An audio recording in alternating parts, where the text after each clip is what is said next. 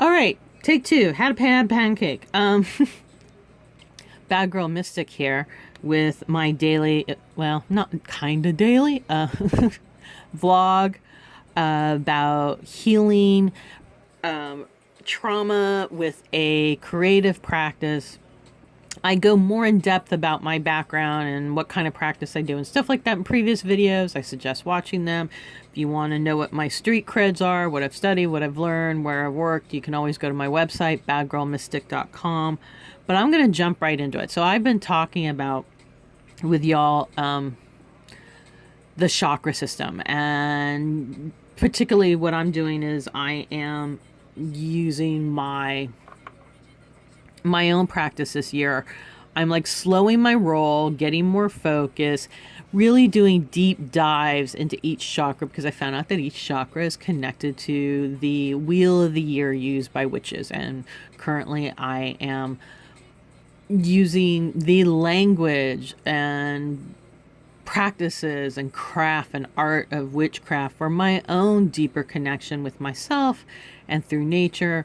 And I was curious because there's so little about women's health and women's spirituality. So much of it was destroyed in religious wars and coups and things like that. So I think it's pretty badass that this practice has survived what it has survived still around, and I wanted to know more. Especially because what modern science was offering me was not working or was very dangerous. I have a traumatic brain injury, so there's a lot of things I'm unable to take or do that they normally would prescribe. All right, just hit the table. Anywho, so I've been talking about the root chakra.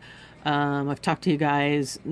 I wanted to go deeper. I've talked about like there's crystals and there's colors, and those are all great. And we have a physical reaction. Our nervous system has a physical reaction to these elements.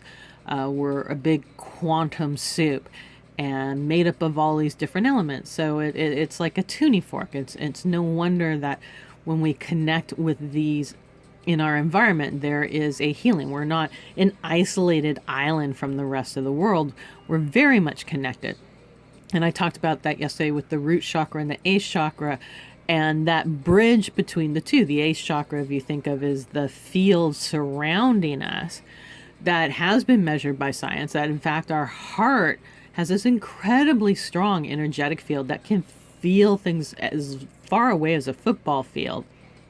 That has been physically studied in modern science labs. Now, this has been passed down in Eastern medicines for a long time. So I like to use the chakra system as a map. But once again, keep in mind that much that's been written by the chakra system was written by men for men. Men's main biological drive is very linear, so it tends to be in compartments, right? You see these little boxes. This does this, this does this, this does this. And they talk about moving the energy up for connection. Now, I've also read in several places that the Kundalini runs in the opposite direction for women.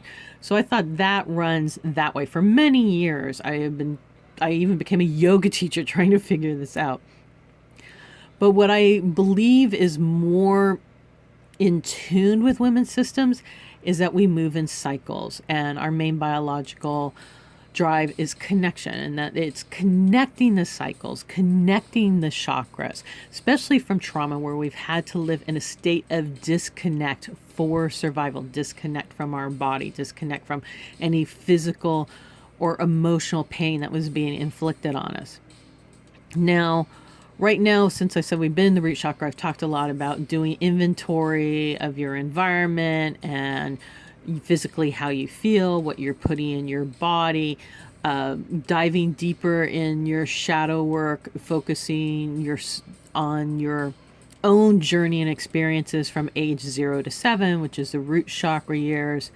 Because the cycle is going to now move, now that we're into March, the cycle on the 21st on spring equinox. Let's see, right here, Ostara.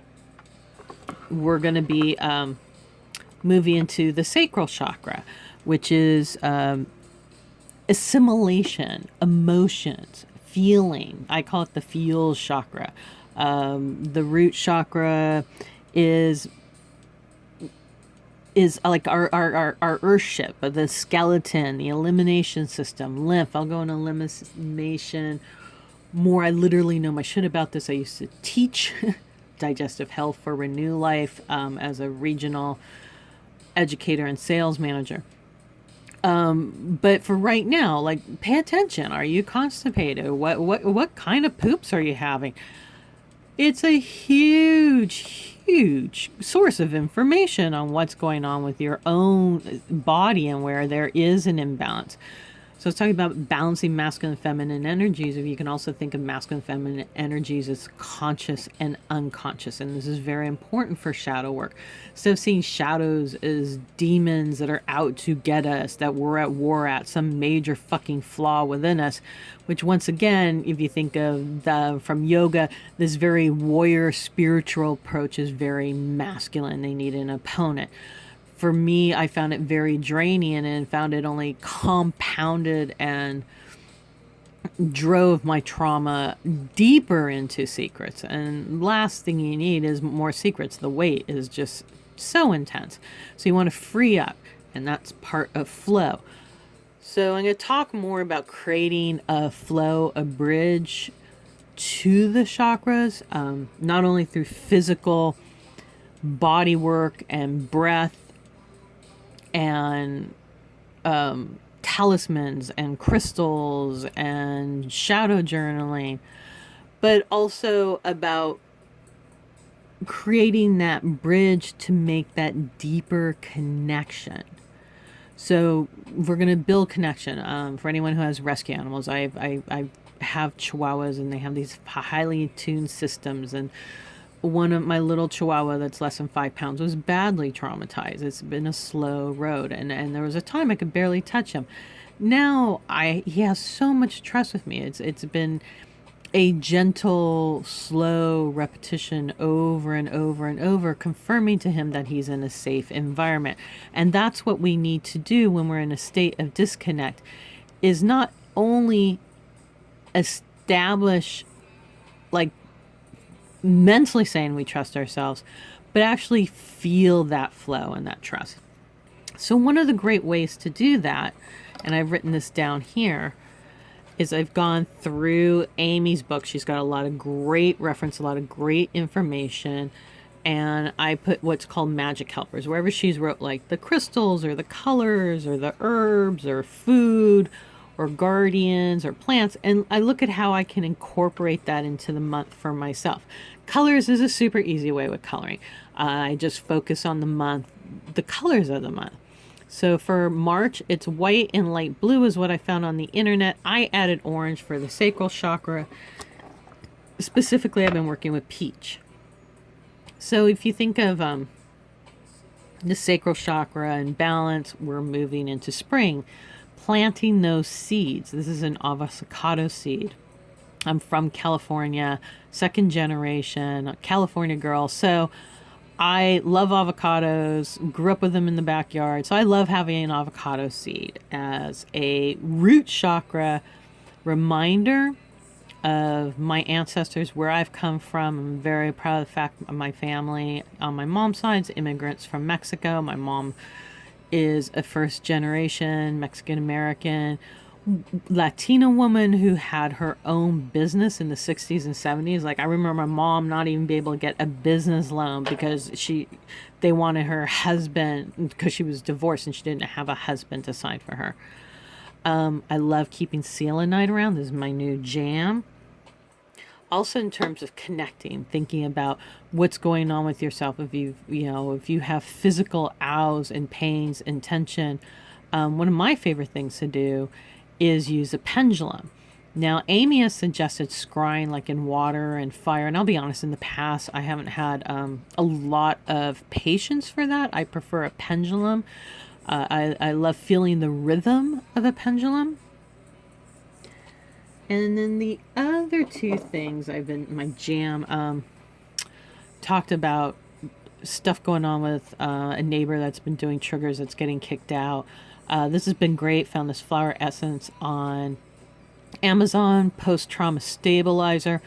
Definitely feel the difference. Not only have I felt the difference, my acupuncturist noticed my nervous system was doing better. Come on, you guys, calm down. And this is my new jam. Magenta Self Healer, one of my favorite colors. And it says magenta blossoms to encourage self-healing potential and physical vitality. Love this, can feel it. I've been trained in flower essences when I worked at Whole Foods, so I have a strong belief in them. Once again, anything I suggest, if you have a strong disconnect or disbelief, it's not going to work for you. If you find yourself going, ooh, yeah, that's really interesting, then that's something you might want to explore. I'll go more into, if I forget, somebody remind me, talking about our main sensory learning system. This is all part of connecting root chakra to second chakra and understanding what is the funnel of how we feel, how are we taking that information that we're receiving, and how do we feel about it. And this is my goddess I pulled for the month of March, Vesta, which is home, and a lot of good like ahas in regards to the stuff that needs to shift in my home situation is shifting. Yay. And got some soul jams. Nothing like a nice soulful groove to connect your physical body